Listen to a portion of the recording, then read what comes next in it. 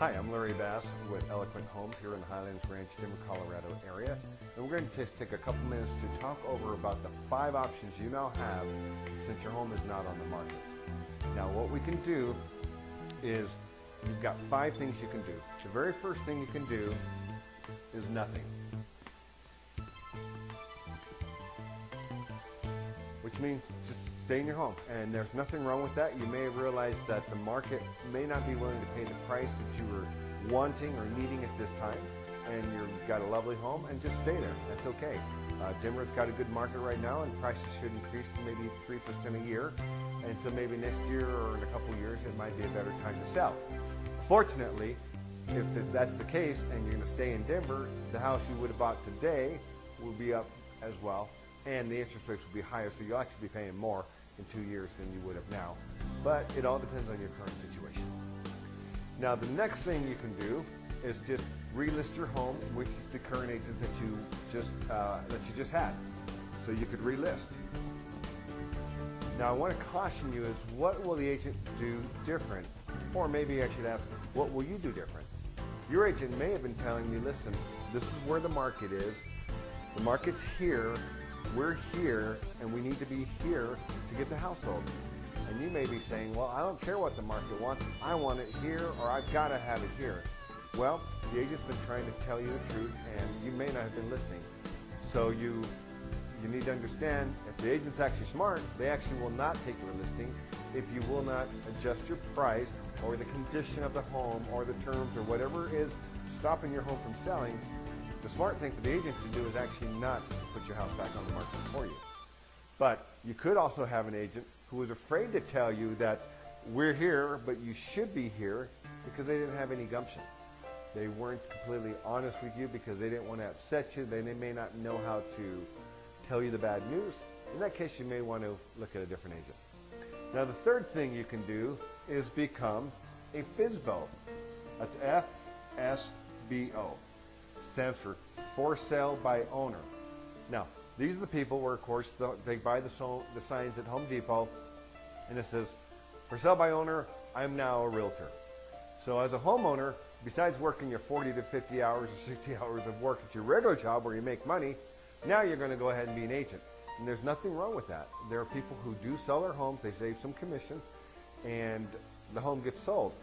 Usually what they do, though, is they try listing it here, it doesn't work, so they say, all right, well, let's just drop it by 6-7% here, and then this is actually where the sweet spot is for the buyers, and you happen to find a buyer.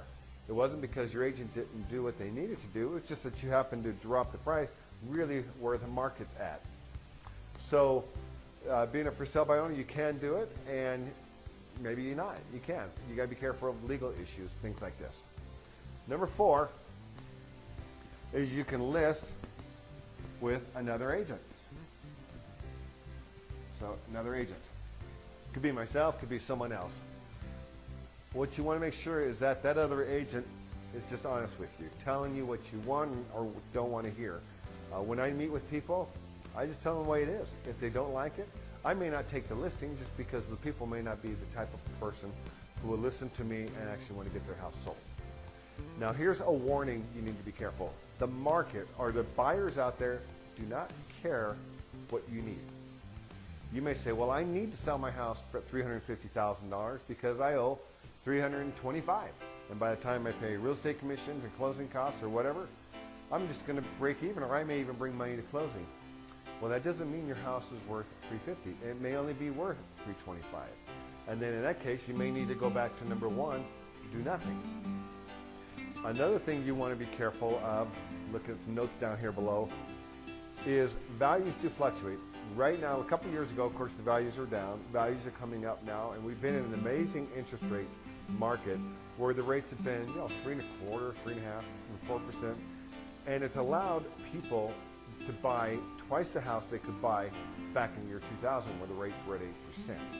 So you want to take advantage of this, whether you're buying another house or even the buyers buying your house. A lot more people can buy your house now than they could 13 years ago, price being the same.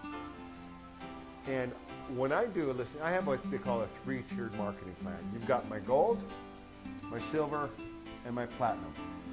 Basically 6%, 5, and 4.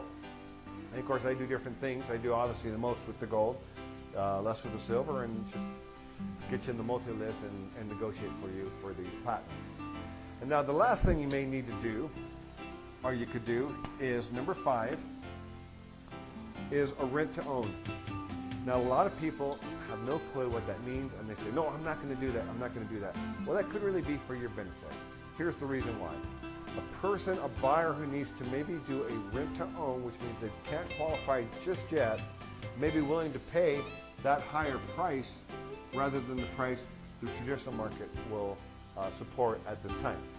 And in the next 12, 18 months, maybe 2 years, the price may have gone up to now you are going to get your price. The negative thing, of course, is you have to wait that 12 months, 18, maybe 24 months to get it. A benefit to rent to own is you still own the house. You don't give title to the people. And the people who move in, they're just not your typical renters who don't give a crap.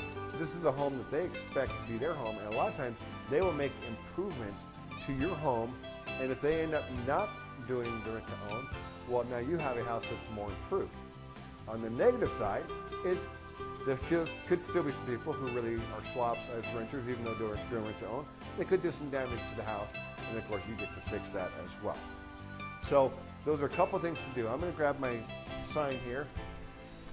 If you want some more information, just go to my website, whydidn'tmyhomesell.org. It's not .com, .org. whydidn'tmyhomesell.org. I'm Larry Bass, 303-944-2277. And again, these are the 5 things you can do now that your home is off the market to either put it back on the market or even leave it off the market. You have a great day, and I wish you make the best choices, best for